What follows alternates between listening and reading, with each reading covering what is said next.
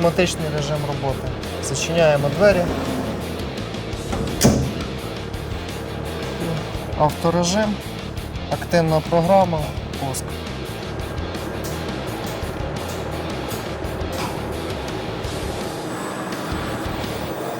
Також можна програму переглядати в симуляції.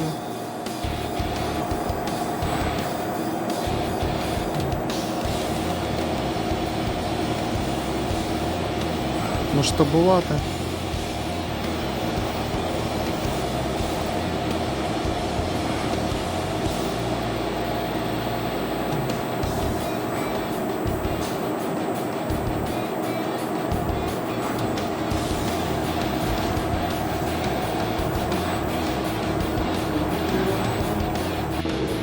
Для написання програм доступні операції, сверління, центрове сверління, глибоке, нарізання різьби, розточування, розвертування.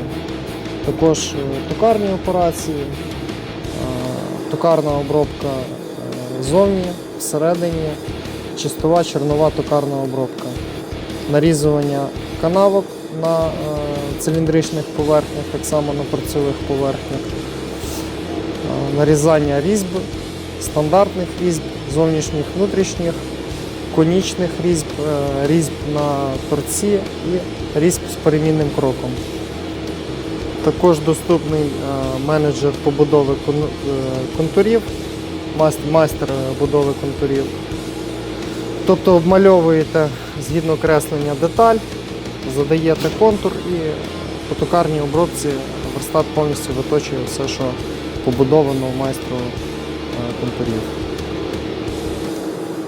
В менеджері програм доступно виконання програм з внутрішньої пам'яті системи, з зовнішньої USB пам'яті, а також з локальної мережі.